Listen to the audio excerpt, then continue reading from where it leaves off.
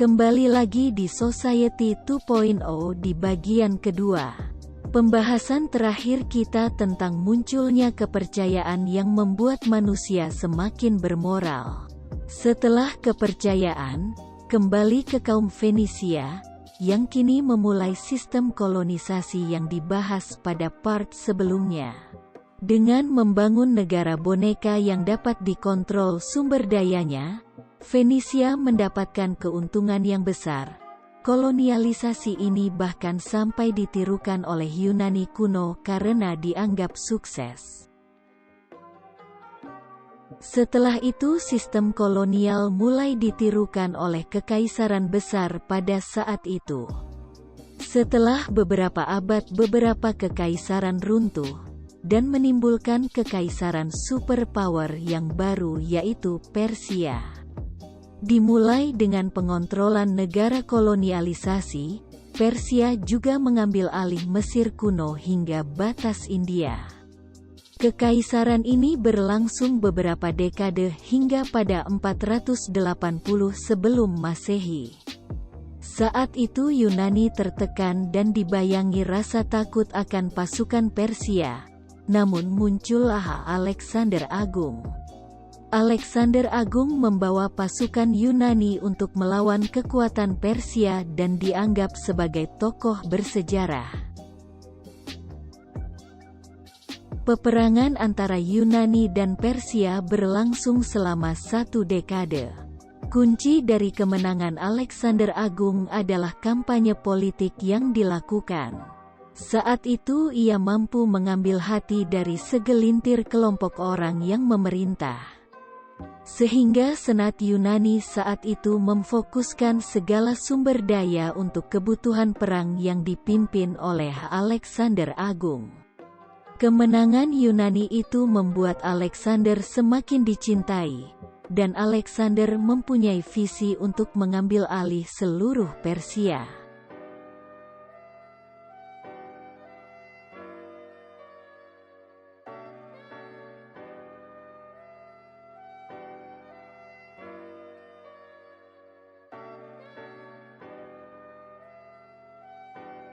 Saat terjadi peperangan antar dua kekaisaran besar, membuat manusia ketakutan.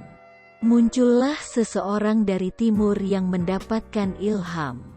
Orang ini bernama Buddha, yang mengajarkan untuk melupakan segala sesuatu yang menyakitkan dan fokus ke arah yang lebih baik.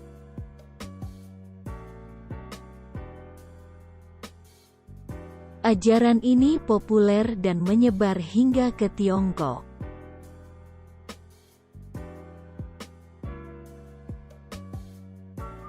Tiongkok saat itu banyak mengalami perpecahan antar bangsanya. Pada dinasti Qin Tiongkok terpecah menjadi 8 bagian. Era itu dikenal sebagai era Spring dan Autumn.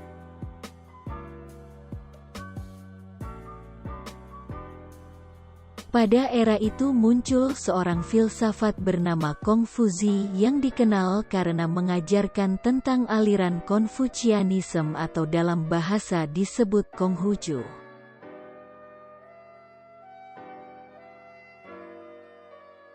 Konghucu berisi penunjukan tingkah laku dalam kehidupan sehari-hari dan aturan terkait pemerintahan berdasarkan rasa cinta, kehormatan, ketulusan dan rasa kebijaksanaan.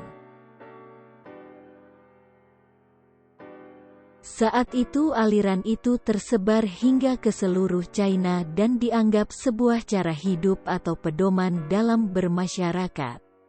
Aliran itu menyatukan seluruh Tiongkok sehingga perpecahan antar kelompok dihilangkan sehingga kekaisaran itu kembali menyatu. Berlanjut pada dinasti Qin, adanya kemunculan aliran baru yang menyebabkan Tiongkok kembali terpecah. Konghucu yang mengajarkan moral baik, Taoisme yang mengikuti alur seperti apa adanya, dan legalisme untuk taat mengikuti aturan yang dibuat.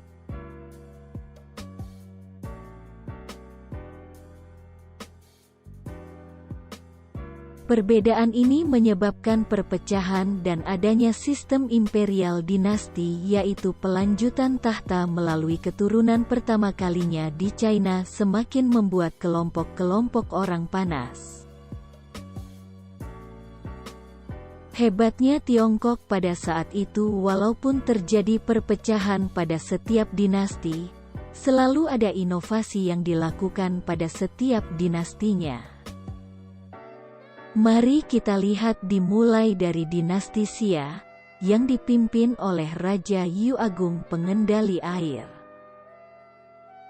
Pada era itu Kekaisaran Yu selalu mengalami kebanjiran besar yang membuat gagal panen dan kerusakan parah yang dapat membuat kemunduran sebuah peradaban.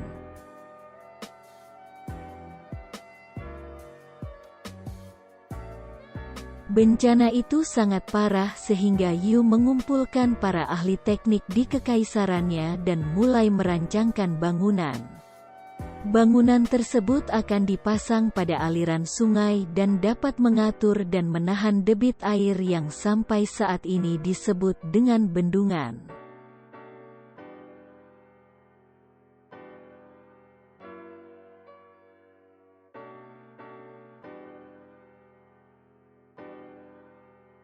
Berlanjut pada dinasti Shang yang terkenal di Tiongkok, karena berkumpulnya para bangsawan saat itu dan merencanakan kudeta terhadap penguasa di dinasti sebelumnya, hingga akhirnya dinasti Xia jatuh. Dinasti Shang ini berlangsung pada 1600 hingga 1046 sebelum Masehi. Beberapa hal yang terkenal dari dinasti ini bagaimana menemukan astronomi dan pergerakan bumi.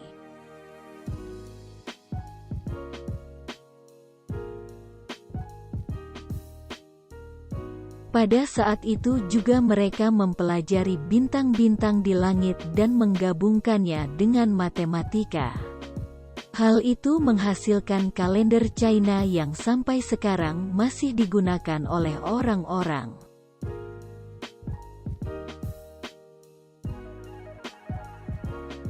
Selain penemuan tanggal dan kalender, kemajuan teknologi saat itu juga didapatkan di bidang militer, yaitu penemuan bubuk mesiu.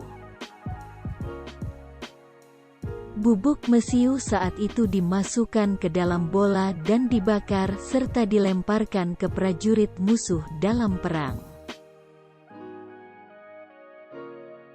Setelah dinasti Shang, ada dinasti Zhou dari tahun 1024 sebelum Masehi hingga 256 sebelum Masehi. Dinasti ini dikenal dengan era tokoh-tokoh terkenal yang membawa kesenian budaya dan filsafat Tiongkok lebih maju dari sebelumnya. Karena pada era ini munculnya tokoh-tokoh besar ternama yang dikenal seluruh dunia saat ini. Seperti Lao Tzu, Tao Chen, Kongfuce, Mengxi, Mo Tai, dan ahli militer Sun Tzu.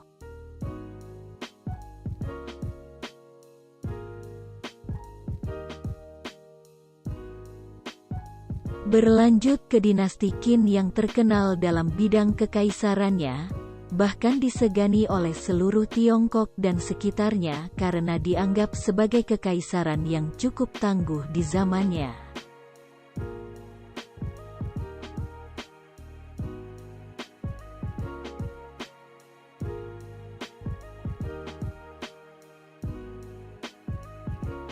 Kekaisaran inilah yang memulai pembangunan dari tembok raksasa di China, dan pasukan prajurit pengantar terakota.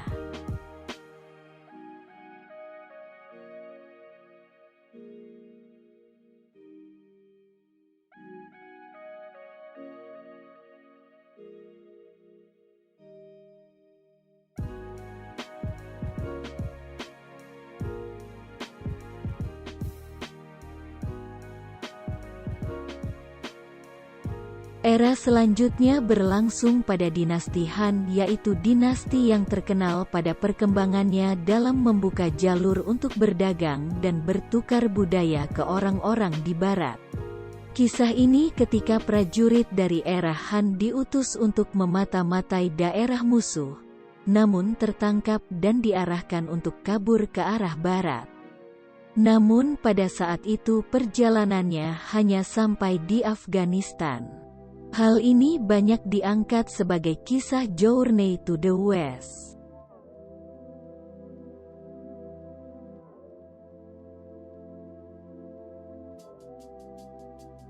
Prajurit tersebut melihat bahwa orang-orang dari Afghanistan menyukai dan membawa banyak sekali barang-barang yang dibawa dari Tiongkok, yaitu bambu dan kain sutra.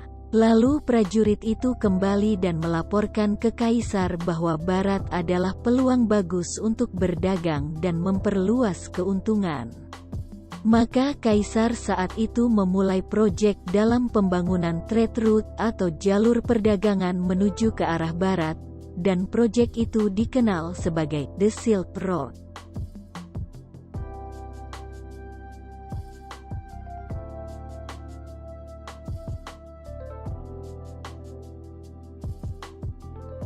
Selanjutnya merupakan dinasti yang sangat terkenal dan banyak dikisahkan pada saat ini, yaitu periode 6 dinasti, di mana perpecahan dimulai dari pemberontakan para petani atau disebut Yellow Turban.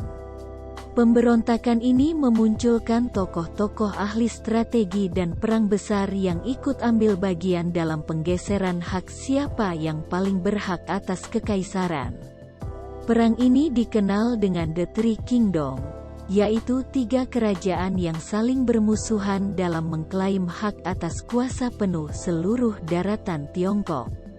Perpecahan ini mulanya dipimpin oleh 16 warlord atau kelompok yang kemudian saling beraliansi menjadi 3 kelompok besar. Lalu dinasti berlanjut dan dinamakan dengan dinasti Sui, di mana dilanjutkan pembangunan dan dilakukan pemerintahan tersentralisasi. Dinasti Tang merupakan dinasti yang paling terkenal karena dianggap banyak kemajuan yang dilakukan, serta penemuan yang didapatkan, belum lagi adanya kaisar wanita pertama di China yang memimpin. Munculnya penemuan jam mekanik, kincir air, kartografi yang disebut peta bintang, serta pertama kalinya kartu remi dimainkan. Inovasi-inovasi tersebut akan melahirkan inovasi lainnya, sehingga disebut sebagai era kemajuan 1000 tahun Tiongkok. Sehingga pada akhir dinasti kepadatan penduduk di Tiongkok menjadi No. 1 di dunia.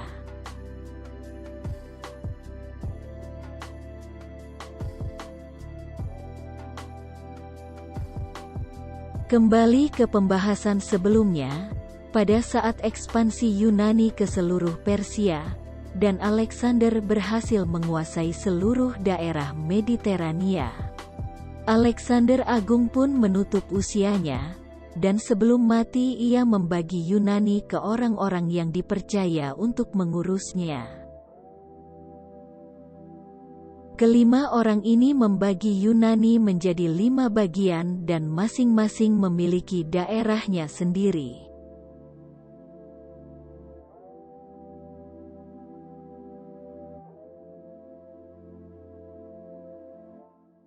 Selecus yang saat itu mengambil beberapa bagian dari India didatangi oleh Chandragupta, yang meminta untuk mengembalikan India dengan hadiah 300 ekor gajah. Maka Chandragupta memulai misinya untuk menguasai hampir seluruh daratan India. Seluruhnya, kecuali bagian selatan yang disebut daerah para Raja Tamil yang terdiri dari raja-raja pedagang rempah yang saling beraliansi.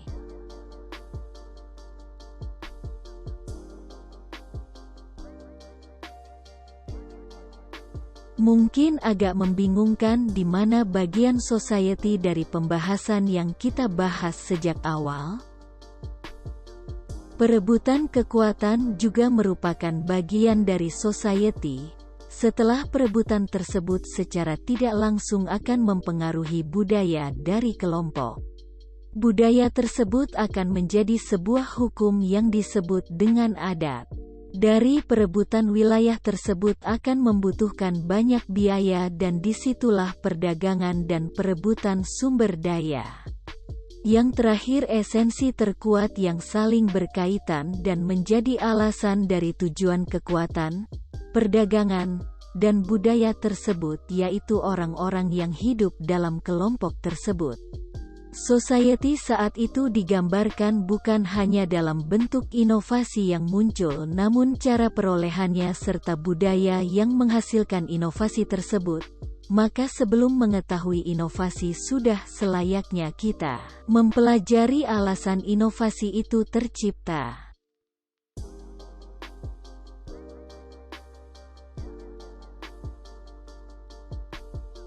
Orang-orang Alexander terpecah dan pemisahan serta munculnya kekaisaran Romawi yang menguasai seluruh Mediterania.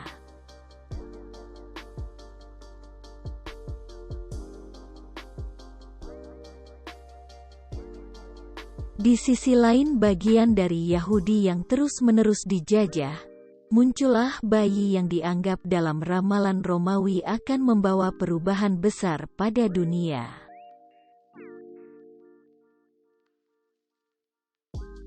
Bayi ini bernama Yesus dan semakin ia besar semakin dianggap populer dan mengalahkan popularitas kekaisaran Romawi, sehingga saat itu membawa pengaruh besar ke sekitar Mediterania. Dari sinilah munculnya agama yang disebut Kristen. Fakta menarik yang ditandai bahwa BC yang diusulkan kepada pemerintahan Romawi saat itu sebagai tanda before Christ dan AD dari bahasa Latin yang artinya ad Dominic.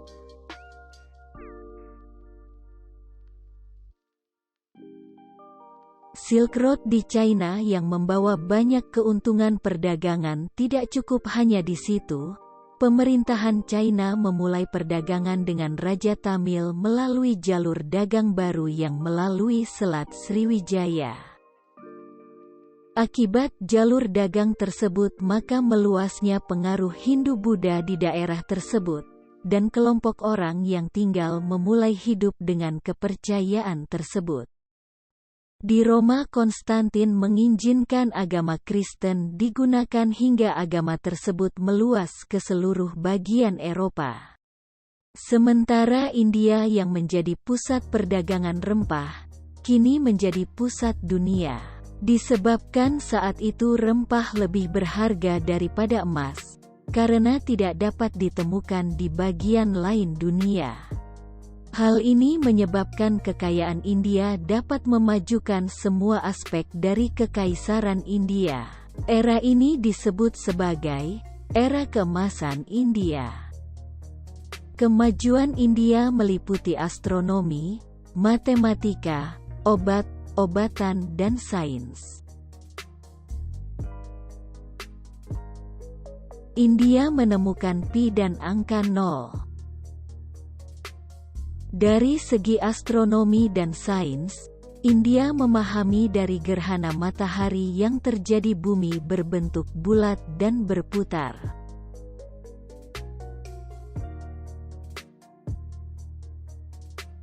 Mereka juga menemukan banyak kesenian seperti tarian, dan juga hal berbau kebudayaan India lainnya pada saat itu.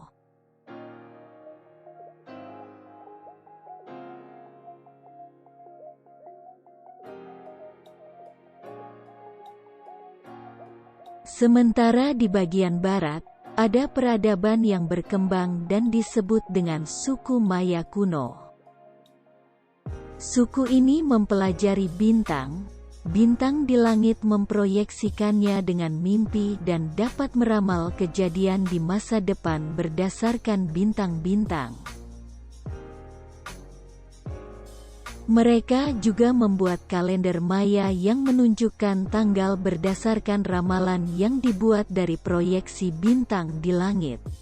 Kembali ke bagian timur, peradaban Hindu-Buddha di Asia Tenggara semakin berkembang, dan muncul kekaisaran baru di Asia.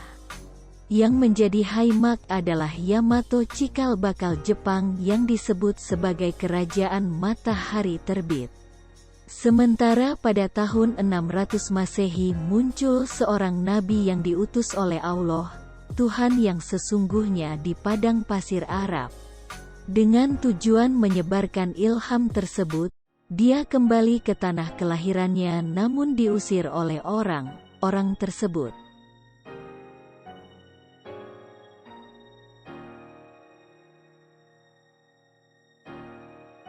Setelah diusir, Muhammad melakukan perjalanan yang disebut hijrah menuju Madinah, di mana ia menyebarkan pengaruh Islam sepanjang perjalanannya.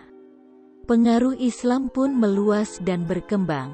Bahkan pengaruh tersebut digunakan dalam memperluas area kekuasaan kekaisaran pada saat itu. Kekaisaran pada saat itu mengumpulkan berbagai orang bijak dan cerdas dalam tempat yang saat itu disebut sebagai Baghdad House of Wisdom. Setelah itu disebutnya era itu sebagai era keemasan Islam, di mana inovasi besar-besaran dilakukan dan ditemukan.